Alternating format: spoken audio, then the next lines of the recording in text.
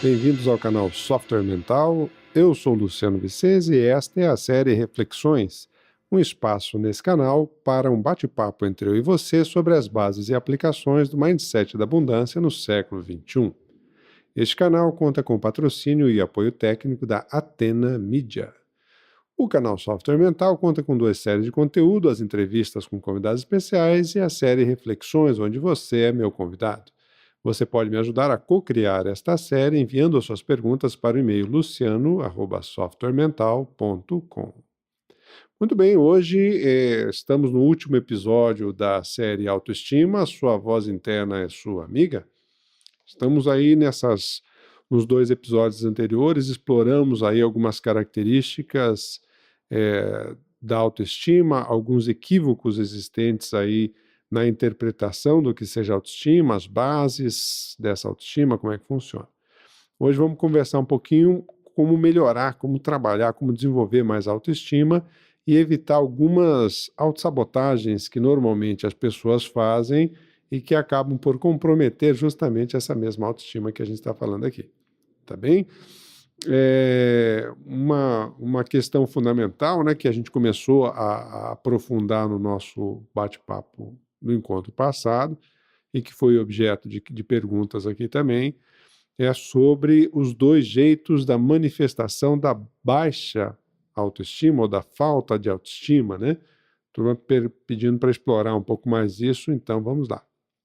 Existem 2 jeitos fundamentais onde a falta de autoestima ela se manifesta de modo geral. Um é o perfil submisso, ou o jeito submisso de reagir a essa questão, e outro é o perfil agressivo, ou o jeito agressivo de reagir à percepção ou sensação pessoal de baixa estima por si mesmo. Não raro, uma pessoa pode, inclusive, transitar entre os 2. Quando ela encontra uma pessoa que ela tem um respeito maior ou uma admiração maior por um nível de conhecimento ou de expertise em alguma coisa, ou de autoridade moral em alguma coisa, ela tende a assumir uma postura submissa, e quando ela trata com pessoas onde ela se considera superior de alguma forma, ela trata de uma maneira arrogante. Eu costumo dizer que todo submisso para cima ele tende a ser autocrata para baixo. Isso nas organizações é muito comum, quando você vê aquele chefe da média gerência ou da média liderança da empresa, onde ele acata tudo que vem de cima sem questionar nada, ou seja, ele tem um comportamento submisso para cima, e ao mesmo tempo um comportamento autocrata para baixo, onde ele não permite qualquer tipo de questionamento, e estão mandando para fazer, é para fazer e pronto. Então são formas de manifestação, né? E para cada um deles, tanto submisso quanto agressivo, existem 3 maneiras padrões, mais comuns, pelo menos, da gente encontrar por aí. Na questão dos submissos, um primeiro modelo é a busca constante pelo enquadramento aos preceitos sociais estabelecidos, com dificuldade, muitas vezes, da pessoa em contrapor-se às normas e regras vigentes, mesmo não concordando com elas. Então, é como se ele tivesse na cabeça uma frase que diz assim, ó, eu faço o que é esperado e por isso eu tenho valor. Então, essa é uma forma que ele busca compensar a estima ruim por si mesmo, buscando, então, nisso o enquadramento aos preceitos sociais estabelecidos para dizer assim, olha, eu sou um bom cumpridor dos papéis esperados. O segundo modo aí do submisso é a necessidade de reconhecimento dos outros para se sentir seguro ou segura de si mesmo, sobre a qualidade daquilo que faz. Então, a pessoa entende que se ela não tiver o reconhecimento, o elogio, o apreço dos outros sobre o que ela faz, ela não tem valor. Então, na cabeça dela, é como se tivesse uma frase que fosse mais ou menos assim, os outros elogiam o que faço e por isso eu tenho valor. E um terceiro modelo ainda do submisso, é aquela tentativa constante de agradar aos outros para despertar a afeição. Tem um viés um pouco mais afetivo esse terceiro modo, evitando então, por exemplo, tomar partido em qualquer questão polêmica, etc. e tal, para poder ficar bem com todos. Então, a frase que passa pela cabeça da pessoa normalmente é assim, ó, os outros gostam de mim e por isso eu tenho valor.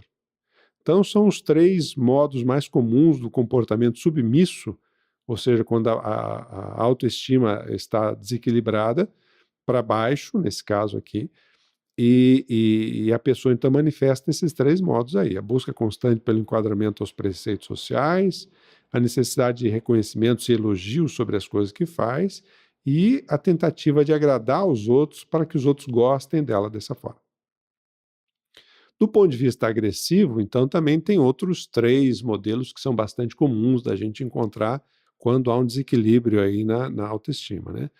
O primeiro é o comportamento de superioridade, que é exposto normalmente através da arrogância, da irritação, da ironia, do sarcasmo, por exemplo, ao lidar com uma contrariedade. Então, quando a pessoa se vê contrariada de alguma forma, ela reage com um ar de superioridade.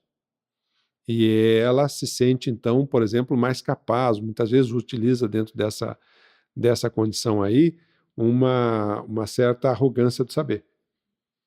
Ela se vale, às vezes, de um intelecto bom, né, tem uma boa intelectualidade, mas tem uma autoestima ruim.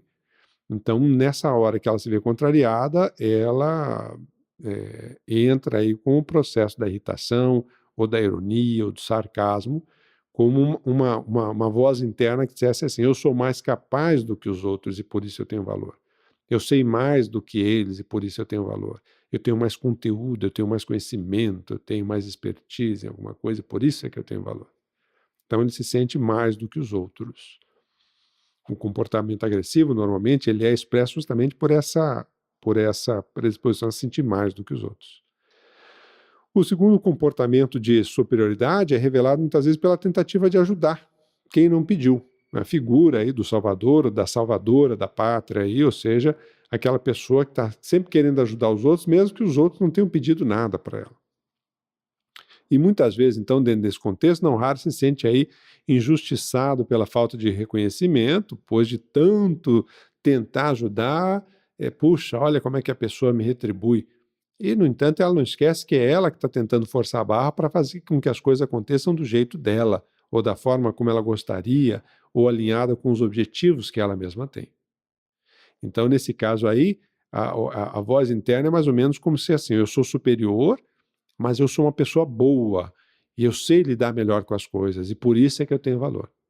Então você deveria ficar muito grato de uma pessoa boa e mais capaz como eu querer te ajudar de alguma forma.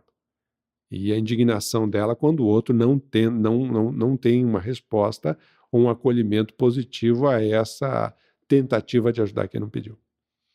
E o terceiro aqui do modelo agressivo de manifestar essa estima baleada aí, ou descalibrada, é justamente a desvalorização direta de quem pensa de uma maneira diferente. A gente tem visto muito isso, por exemplo, nas discussões de cunho político aí, no Brasil nos últimos anos, por exemplo, né? Então, quem pensa diferente do que eu penso, obviamente, não está sabendo da verdade, está sendo manipulado, é um tolo, é um bobão, e está comendo com farinha, e ela então desvaloriza o pensamento do outro porque justamente contradiz. E se irrita profundamente se o outro mostra as incoerências do ponto de vista que ela está apresentando.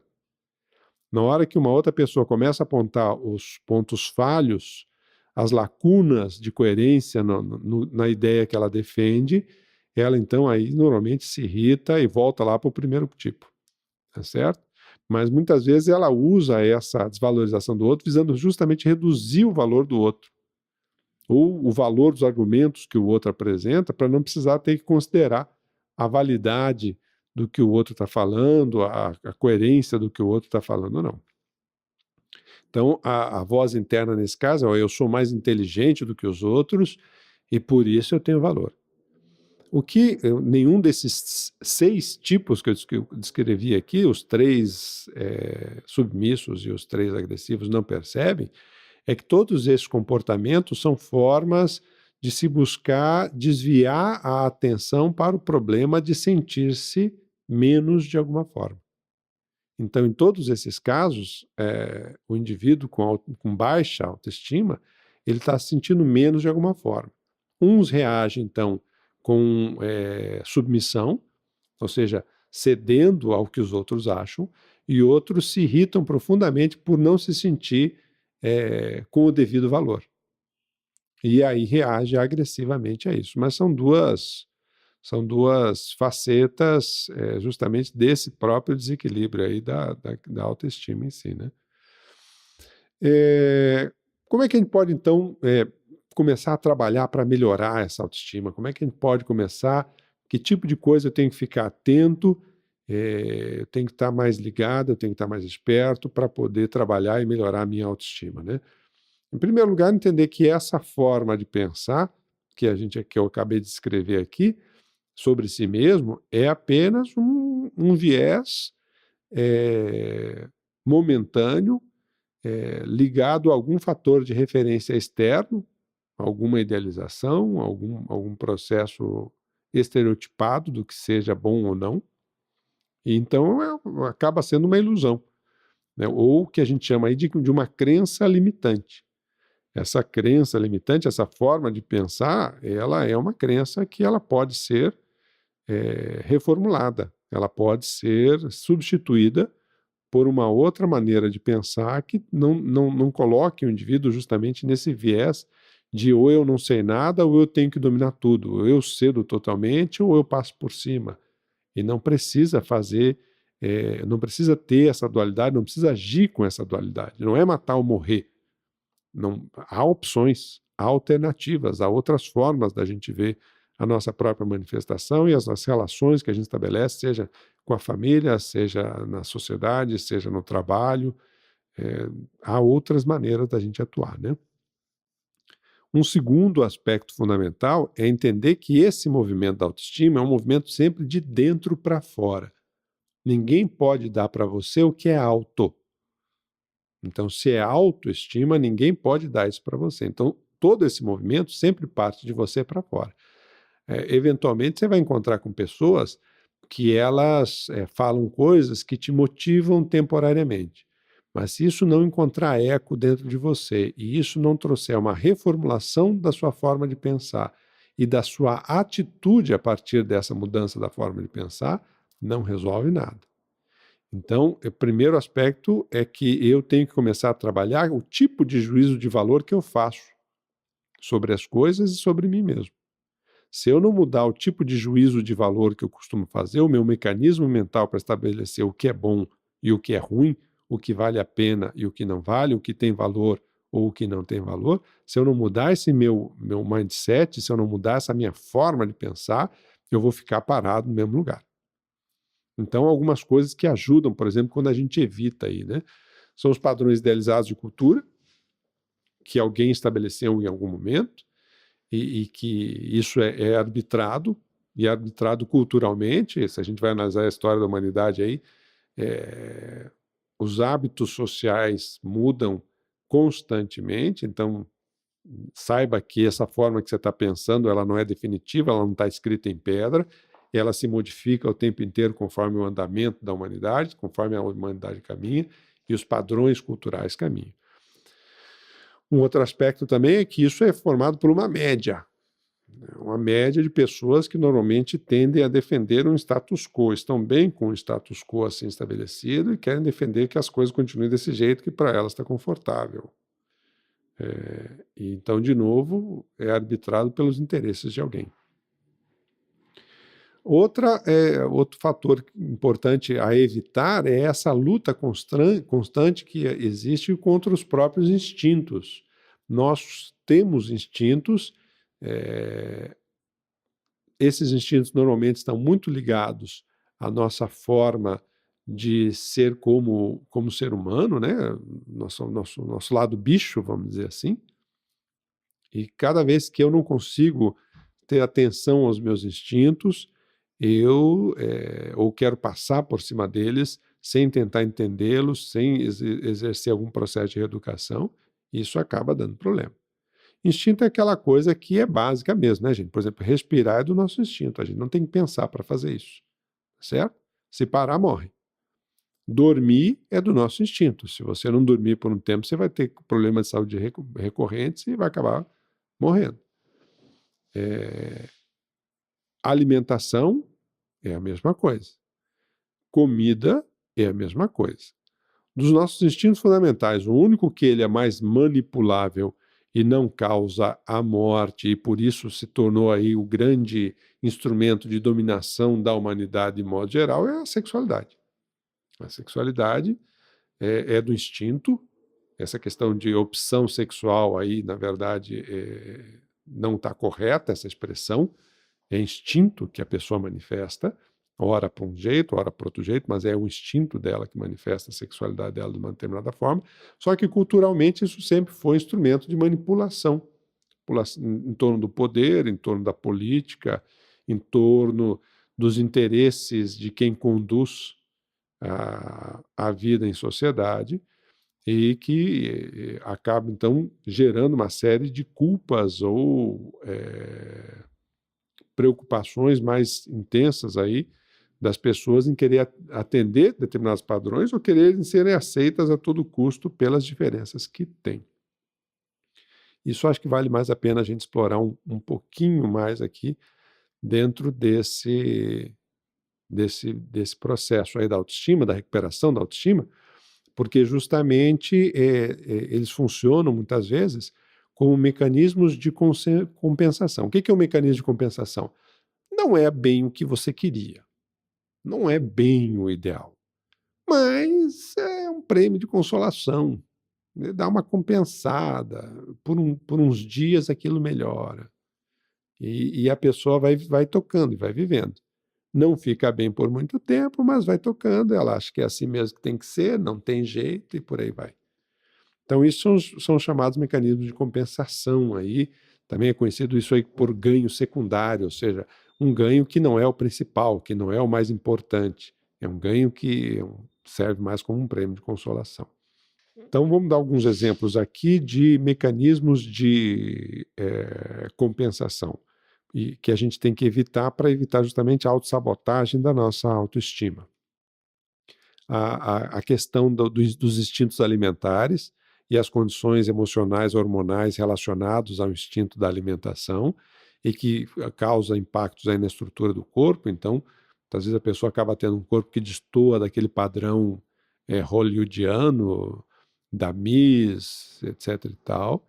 Então, e aí ela vive numa luta constante com o próprio corpo, numa luta constante contra a própria balança, ela não consegue fazer as pazes com a forma dela, com a estrutura do corpo dela. Então, esse é um jeito de conflito íntimo, conflito interno com ela mesma, que não permite com que a autoestima dela se desenvolva, né? O melhor aí, nesse caso, seria fazer as pazes com o espelho, entender como é que funciona a sua estrutura corporal, ver se é possível uma reeducação alimentar efetiva, pausada, de longo prazo, nada drástico, para que aquilo se sustente e aí com isso seguir em frente, né? Um segundo mecanismo aí, a questão então ligado também aos instintos, é a questão da sexualidade, quando destoam dos modelos culturais vigentes dentro daquele negócio, gerando aí uma série de preconceitos. E o primeiro que tem preconceito, muitas vezes, é a própria pessoa que vive um padrão de sexualidade diferente do que é o padrão. Então, entra aí, por exemplo, a homossexualidade em várias conformações possíveis, a bissexualidade e N vários outros tipos que existem hoje de expressão da própria sexualidade, né? E a pessoa, então, muitas vezes ela mesma não está bem resolvida com isso e ela quer, para ela se sentir bem, que todo mundo aceite ela à força. Nada no mundo funciona na aceitação baseada na força. Então, o indivíduo é que tem que fazer as pazes com ele mesmo, com o próprio instinto sexual dele ou dela, para poder justamente entrar num estado de equilíbrio em relação a manifestação desse instinto.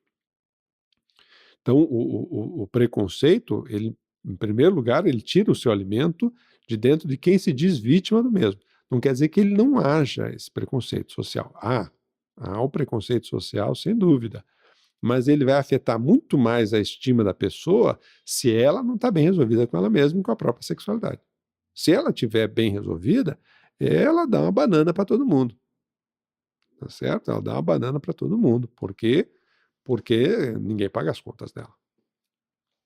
Ok? Embora, volto a insistir, eventualmente pode ser que ela sofra algum tipo de reprimenda de alguém que também provavelmente não é bem resolvido consigo mesmo, com a própria sexualidade, e que aí, ao ver alguém que manifesta um padrão próprio, se sente ofendido, mais ou menos no pensamento que se eu não posso, você também não pode. Porque também, volto a dizer, quem é bem resolvido consigo mesmo, trabalha muito bem com a diversidade e com a manifestação do instinto sexual de quem quer que seja.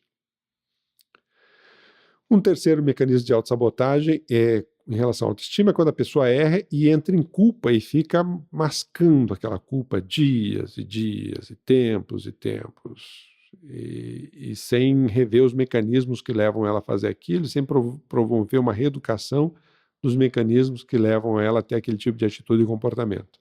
É como se o próprio sofrimento fosse a paga pelo erro que ela acha que cometeu.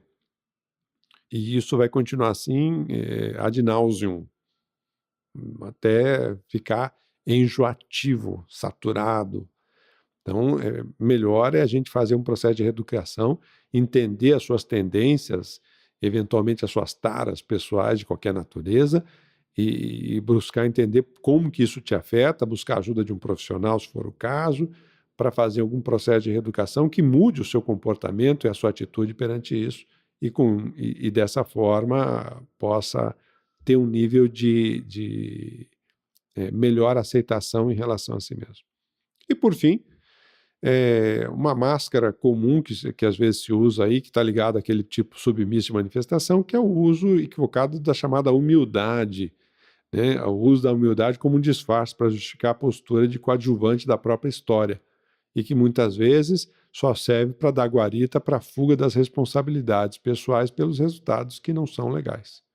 Então, o fulano é uma pessoa humilde, ele vive com pouco, mas ele está bem com aquilo? Se ele está bem, ele não tem nada, tá de boas, o cara está feliz, a pessoa está feliz com ela mesma.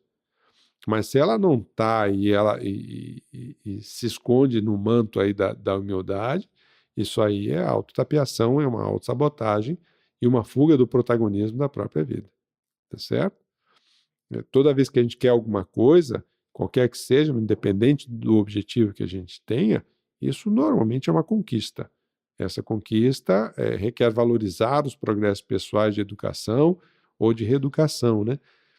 E esses são fatores aí que são importantes para a gente poder fazer essa reconstrução ou desenvolvimento da própria autoestima, né?